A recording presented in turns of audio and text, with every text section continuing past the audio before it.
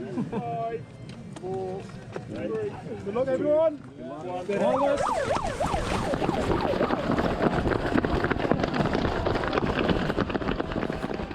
So now that I've recovered and all of the mud has finally been cleaned off after Strathpuffer 2024, it's time to reflect a little bit on how the event went. I think the first thing to say is that Strathpuffer is a truly incredible event. It's everything that Alistair Lawton, one of the event organisers, told me it would be and more. The atmosphere is just phenomenal up there. Everyone that is involved in putting on that event just does a wonderful job, whether that's the organisers, the sponsors, the marshals, and of course the other riders and their support teams.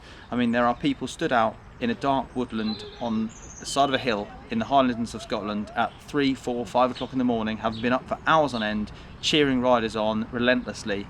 And to them, I have to just say thank you, and huge credit to everyone involved, because it is just an incredible event.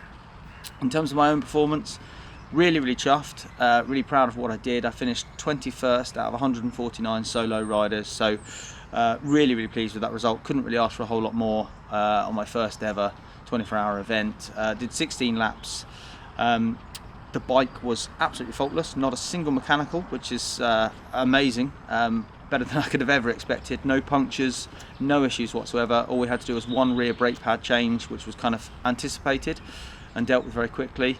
The weather was pretty damn good, really, have to say. Probably not really a true puffer, but it was still plenty muddy out there, plenty slippy in places, and we did even have a couple of little flurries of snow which were adding to the magic and helped get us through the night. So could have done better, undoubtedly could have done better. Lots of lessons learned, including just getting caught up in the sort of early race atmosphere and excitement and going too hard, wearing too many layers, anticipating it being colder than it was, and just getting too sweaty and not drinking enough, so getting a bit dehydrated.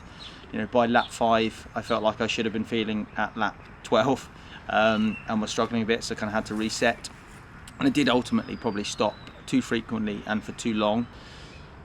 Also probably shouldn't take pickled gherkins, or at least shouldn't eat so many when you're not feeling great in the night. They're very good for getting rid of cramps, so if you do suffer from cramps, muscle cramps, pickled gherkins are good, but not so good on the stomach. So I think combination of that and a lot of sugar did mean I got sick at one point and then had to ride a lap completely empty, which wasn't very nice. But yeah, lots of lessons learned. Probably one of the biggest learnings was just how important it is to have a really good crew supporting you. I was really lucky to have my friend James and my dad there, as well as of course the team from Exposure supporting me, and without those guys there's no way I could have got through it. So if you're thinking about doing it, which I highly recommend, make sure you have a good support crew with you, because it does make a huge difference when you're not feeling so good in the middle of the night.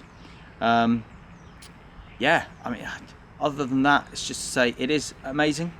I highly recommend it, and no doubt I will be back. Maybe not next year, but I will be back, that's for sure.